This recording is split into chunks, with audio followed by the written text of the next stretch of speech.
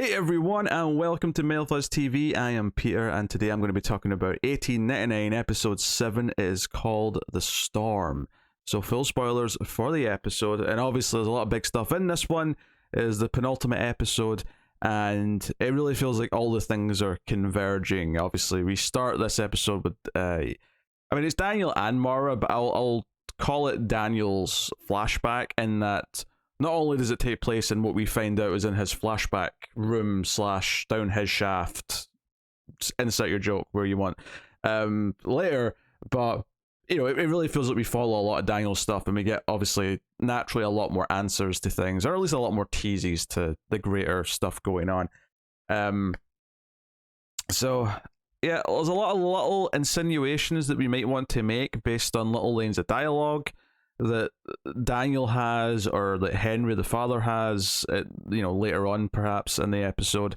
The location, even to start with, that they're in this flashback at the start, is, the side of it's got this angular kind of roof, which almost immediately implies that they might be inside the pyramid, that they're at the edge of the pyramid in this room, whatever it is.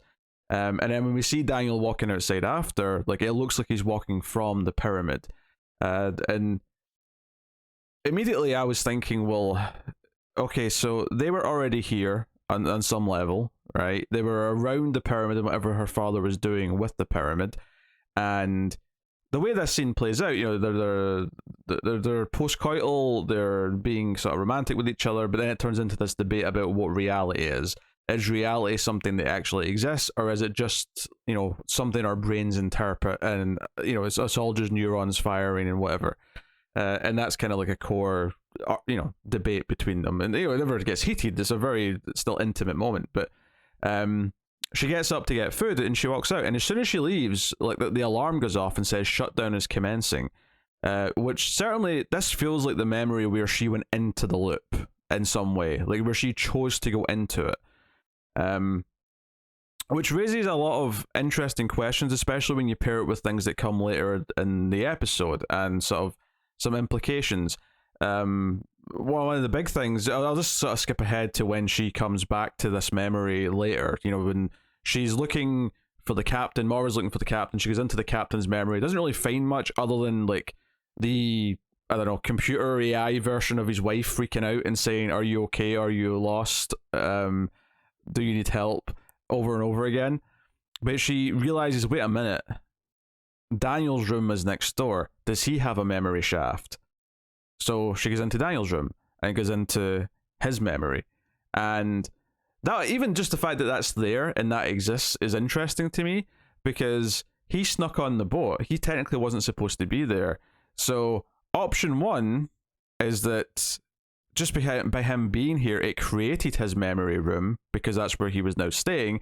Or the more likely option, I think, number two, is that was supposed to be his room and was always originally Daniel's room.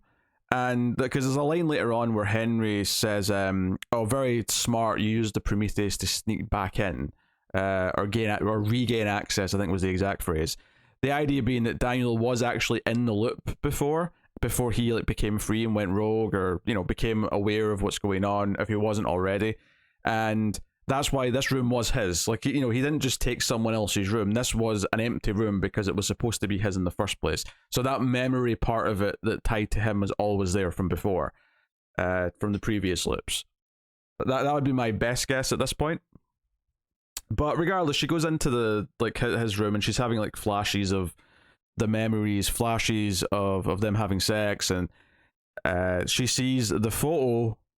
She sees the photo of herself up in his room first, but then when she's down here, she sees a family photo that shows that the boy is their son. And we find out his name quite quickly here is Elliot. When Daniel sort of shows up, because we cut away from her, and then Daniel, when he realizes where she is, comes in and actually talks about some of this stuff.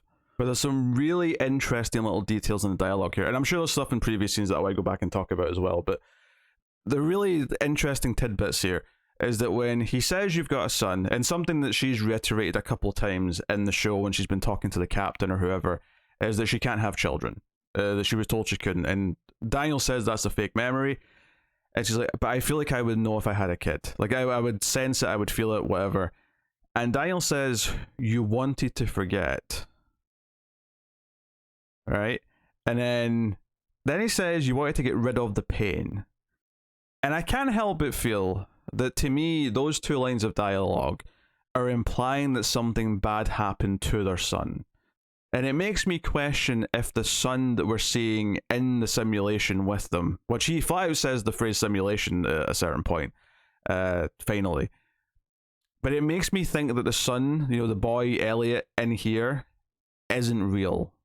Like, he is the recreation of the son who possibly died, and that's why she did choose to come in here and forget everything, because she was, the pain was too much, and it was making me think a little bit of Severance, funnily enough. But it's a very common reason for characters making decisions like this, is that they can't live with something in their life, so they make this choice, which makes the whole thing a bit tragic, and sort of maybe understand. And later on, when the father's like saying, you bring me the key and I will, you can keep your son. Like, if he has control over that, then, and he's using it as a bargaining chip, it does even further make me think that this son is not a real person anymore. This is just a simulation of their son.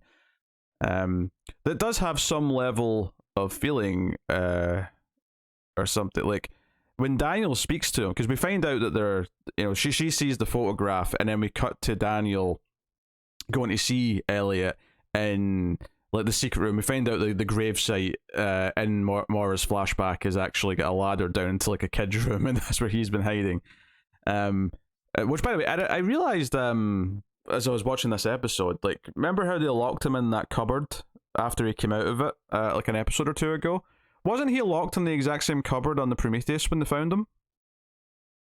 I feel like that was the case. I feel like the implication there to me is that he was hiding in Maura's flashback, or her memory room, in the Prometheus, and that's why he came out of theirs, because because that's not her shaft, that's the respawn point. The respawn, or it's where Sebastian went through to come into quote unquote the real world, although I'm not convinced it is the real world. I think it may be another layer simulation, like this place where Henry is, partly because I said last episode or two that it looked very 70s, a lot of the tech felt very 70s, but as we see inside this simulation, at least in this episode, which admittedly it's not the real world, but Sebastian and then later Daniel whip out a tablet with a touchscreen on it and start like looking at schematics of the ship and doing all sorts of computery things. Which, Maura's staring at this thing and being like, what is that? It's always going to give me a chuckle. But I'm not convinced that even where we're seeing Henry the father watching the cameras is necessarily in the real world per se. Not so much that this is also a part of the experiment, but more just that to control the simulation, it makes more sense to be kind of on a layer of it or something like that, where they're kind of in the system already. I mean, I could be completely wrong here, but I was getting kind of some of those vibes. But anyway, so the key thing I was getting at is her wanting to forget that she had a son and to forget the pain. And the only reason I can think of that she would want to forget that is if she'd lost him. If the son died and she couldn't live with that pain. And it adds up maybe an interesting, lens to that first scene in the episode where they're having this romantic scene effectively, but Daniel keeps saying, I love you, always remember, so on and so on, never forget. And then she seems to make this choice, almost like she had this, like, already decided she was going to do this, and goes into the simulation. If she's not already technically part of it in this room in the pyramid anyway. But I thought that was very interesting stuff, just to sort of look at my notes here and see what else we've got here to sort of mull over. He says that she has to wake up because she knows where this code is, which she then think is the key that she had around her neck from which came with the letter from the brother. Which begs the question, what is this brother now? Like, this brother that felt like such a big, important part of the puzzle back in episode 1. Now I'm like, what even is this brother? There's been nothing else to hint that there is a brother. Is it just a fictional thing to, like, prod everyone? Are the letters from Henry and they're part of the experiment? Or is it part of the something else to like try and wake them all wake up out of the loop. I actually don't know right now, but he does say that if she doesn't wake up, there'll be nothing left to wake up for. This goes back to something I was speculating last episode, that maybe there's a goal here. I think I just said save the world, and maybe that's a bit too broad, but the idea that there's a purpose behind all of this that ultimately will either save the world or save existence or something. This idea that they have to figure this out and break out of the loop, or it will all go bad. But that certainly sounds kind of like what he's getting at here, is that there is kind of a deadline to this, and they keep repeating the loop, and they're getting closer, but there's kind of a clock on them where if she doesn't eventually wake up and like they all solve this problem, they solve this puzzle of the loop, then they're, you know, either they're doomed, at least, if not all of humanity's doomed, or there's some big stakes at play. It does feel like it's hinting at big stakes. But I think what I like about this episode is that it really, like, this idea of the personal tragedy and that Maura made a choice to be a part of this is a really good character beat, but it's also a really interesting part of the mystery. As you know, I was saying last episode how there was good character beats, but the mystery didn't really add anything to the layers. Here I feel like there was a lot added to, but because it's kind of mixing the mystery with the emotional choices and the motivations for being a part of it. The idea that she chose to be in this potentially, and the idea that Daniel's fighting with her to break out of it. It's almost like, so if we're assuming we're right about she lost a son and she couldn't live with the pain, so she's put herself into this, like, you know, simulation to forget, right? And Daniel's trying to snap her out of it. You know, you can almost imagine this being a direct parallel or to just the idea that, like, you're trying to snap someone out of something because they're going through so much trauma and pain, and you're trying to break through to them because they're having a mental breakdown, and you're trying to, like, bring them back to reality because you care about them, because you want them to move on and be a part of the world. All of a sudden there's a lot of, like, very natural analogies here for just going through something and, like, moving on and grieving, or refusing to move on in Maura's case. And someone who cares about her trying desperately to help her and get her to snap, but ultimately it's going to be her own choice to do so, but she can't remember. That's all very fascinating to me. It adds so much to the narrative to the show. It adds so much to her character, and Daniel's character. Like, I found myself being kind of into them as a pair by the time they were having this conversation and talking about this stuff. But I wouldn't have said I liked Daniel that much before. Now, it was fine, like, he was a part of the mystery, but, like, I was a bit more invested in what the story is here. And even if I don't necessarily, like, think he's the best character ever, more and more, because of how much he cares about Maura and is trying to, like, wake her up from whatever she's in, it's making me kind of root for him, because I want her to wake up, not just because it's potentially the healthy thing for her character to do, to try and get over whatever trauma she's went through, but also the idea that it's going to, you know, unfold the mystery as well, right? So it's just working on both levels, working on a character level, but it's also working on a fun mystery of the show level. So yeah, all very good. So Daniel, actually, they go and grab the tablet that Sebastian was using earlier in the episode, and he basically says that the ship is going to be flushed, and we actually see at the end of the episode what he means by that. But the ship is going to be flushed, but he's going to basically put in a bit of code that means the characters won't reset, the characters will go with it when it's flushed, which is what we see at the end. We see all the surviving characters go into the archive. It's actually something I was thinking about, because the captain's obviously barely in this episode until the very end. I was actually thinking early on in the episode, is it important that the captain's outside of the loop? Like, he's still obviously in a part of the computer system, if you want to call it that, because he's in the archive where all the dead ships. I called it the ship graveyard, I think, last episode or whatever, but I thought, oh, maybe that's important. Like, maybe Daniel sending him there wasn't just this, like, mean, quick, I need to get rid of him. Maybe there was, like, an intentional, like, no, if I put him there, he's outside of the loop, and maybe he can do something from there once he, you know, maybe once he contacts him, or once the captain realizes what he can manipulate there or something. But maybe it's important that he's getting to skip the ending of the sequence. And then Daniel makes this choice here to put all the characters there. He sends all the characters with this ship to the archive. And you have to imagine that the them being there is kind of like similar to how Daniel's able to, because Henry even says you use the Prometheus to regain access to the current simulation, so that would suggest to me that they weren't supposed to find the Prometheus. That's not necessarily something that's supposed to happen, or if it is supposed to happen, Daniel just was able to like predict it and like was able to like wait on the Prometheus to regain access to the main ship that's in this part of the, this main ship in the loop. So that's all really interesting stuff. But so the idea that we've got all these characters that are left here at the end outside the loop, because they're not supposed to survive this part, they're supposed to sort of be reset, which begs the question, if they try and start a new loop after this, like, are these characters all missing? Because this is a lot of them still, really. And if not, then are there new versions created? I don't get the impression up until now that they're being copied each time. It kind of feels like, technically maybe their bodies are a copy because they technically died before, but it doesn't feel to me like they're duplicating the people and it's like a new version of the person. It feels like it is the same person who's just being wiped and then going through it again. So maybe they can't start the new sequence. Maybe they're not. Maybe when they try to restart the system, it won't work properly because half of these characters are in this limbo in the archive and are kind of like escaping stuff.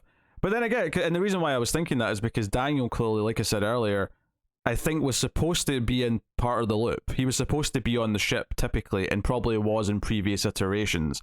But, he woke up, effectively has been trying to break everyone out of it, and has been kind of like regaining access through back doors and things like that. That's all pretty interesting stuff. In fact, even the idea, because obviously it has to be in some sort of computer simulation and it's not necessarily physically real, and that ties in with everything like he's talking to Maura about the brain and the constructs and like it just being a series of things that your brain's interpreting rather than it physically being there.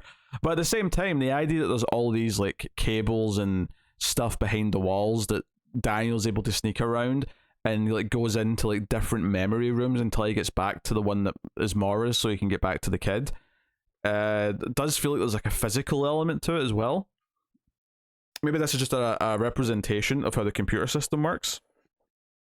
But if it's just a computer system, then why would there need to be like screens projecting like the horizon if it's not physical? Because that's an interesting question, right? If it was just a computer simulation, it could just kind of render out the horizon. It could just, you could just keep walking into blank space effectively. But it's not. There's a hard limit and there's a screen pretending to be the rest of the horizon. So in that case, I have to wonder, like, to what level is some of this also physical? It makes me wonder if the memory rooms are a physical place that they're going into, but on the ship is a computer simulation. I don't know. I'm spitballing here. It is worth mentioning when Daniel is like sneaking through these different memory rooms, we get a glimpse of a couple that we've not seen. One with the cross on the ground, I assume, and it's a sort of deserty area. I assume that's Angel and Ramiro's past that we've not really seen properly yet. And then the second one with the postcard of the Statue of Liberty is obviously Oleg's past, and there's like a blood, smear going across the snow. So it's kind of like hinting at some of their backstories that because we've not seen every character's backstory. So this was like a fun little tease of like some of these other ones. And this is what I like about shows that really set up a strong mythology, is that we get to this point once we've established enough of it that we can use it to like tease things in a way that you couldn't do in regular storytelling until you've established all these rules. So him going through these different memory rooms and us seeing like glimpses of the empty areas where some of these people's pasts did take place, but it's not happening right now. We just see kind of the backdrop to it. That is actually really cool, and a cool little tease of like some of these characters. And similarly, just even the idea that Maura has the idea, oh, I'll search for the captain in his memory room. Oh no, he wasn't there. But does Daniel have one? And that's how she ends up finding out what she finds out. And it obviously ties into her past, and they have this big emotional thing and blah, blah, blah. But her even just having that thought and choosing to go in there is really fascinating to me. Likewise, Sebastian figuring out where the boy is, like, I think the biggest clue he gets is that when he runs into Maura and she says, I don't know where the captain is, I thought he was back on the ship. And he's like, what do you mean back on the ship? And obviously, once he's had time to think about that and he's looking through the ship schematics on the tablet, he realizes what she might have meant, that, oh, she knows those areas that aren't on the ship. And he knows about this stuff because he's working with Henry, he's in on stuff, and he finds the boy and kidnaps him by the end. So, all very fascinating, all very fascinating. So no, it's cool, and especially you know, like if the kid isn't real, if the kid's just like a computer version of the son that died, that's also really, it's kind of touching that he cares so much about his mother waking up when he's not really real. I don't know, but maybe he is real. Maybe there's some other reason why she had to forget the pain. But that's the thing my mind went to immediately. Obviously, once the shutdown starts, like they erase the hatch doors to get to the memories, so they can't get back to the boy. So Daniel runs off at the end of the episode. We don't really know where he's going precisely, to deal with Henry, to try and get his son back. But Maura is left with the others because Maura's on the deck of the ship with them, and we get these great visuals of the vortex appearing in the water and the ship actually sailing in the vortex until it gets to the other end and comes out into the archive where all the other ships are, and you know, Maura can see the captain across in the other ship, and he's just been sitting there drinking. I thought that was a really fun like cut to him actually, because you realize that's where they're going to where he is. That was a really nice way to bring that together. It's funny because I didn't really like the cliffhanger of last episode with the ship graveyard, because I didn't really feel like it told me that much. I think in hindsight I like it more because I really like that he's here waiting for them now. Like I thought that was like a much more just exciting kind of like way to link things up. It's not that he's going to find his way back to the others. It's that when all this loop finally ends, this is where they're all going to end up with him, and he just got a head start. And again, it makes me think Daniel was being strategical in where he sent him, as opposed to just being like, you're getting close to my wife, I'm going to banish you to the nether realm. But no, the visuals of this were great. You know, Yang Li's like on the front of the ship, and she's like looking up at the vortex, and it's like she's having this religious experience going towards God or something with the vortex. It's all really good. And you know, to sort of touch on all the other characters, obviously there's a bunch of deaths this episode. It seems like most of the pairs of characters have a death in them. You know, Franz sacrifices himself, which is nice for him because he's kind of been slightly antagonist, or a slight antagonist for some of the show. So it was kind of nice for him to have this heroic moment where he tries to save everyone else by closing the door and drowning. Which, you know, Tove survives. Both Tove's parents die. Her mother has a moment where she kind of like again shows her nasty side. You know, calls Clemens a whore and things like that. But she, like we've kind of established, the dad is more level-headed, tells Tove to go, but stays with his wife because that's what he wants to do, and that kind of sticks with what you said last episode. And Hell dies, seemingly, when the engine room starts to collapse and stuff falls on top of him. Lucien dies from his illness. Jerome and Clemens try and bring him back for his medicine, but to no avail. Oleg, this is probably the saddest one because Oleg's the character I probably like the most out of all the deaths in this episode. But he's like trying to save Yang Li, who is seeing like a ghost of her mother on the ship deck, and he ends up getting thrown during the storm overboard, and she's left, which, you know, is going to mess with her because the one person she's come to care about, she's also going to be semi-responsible for his death. Obviously it's not her fault she was seeing like a weird digital ghost, because we know that's like something that the program or whatever's doing to them. Is it intentional? That's maybe another question. Is this just a glitch that they're seeing these ghosts? I don't know, but they are seeing them. So we've really trimmed down the character numbers again.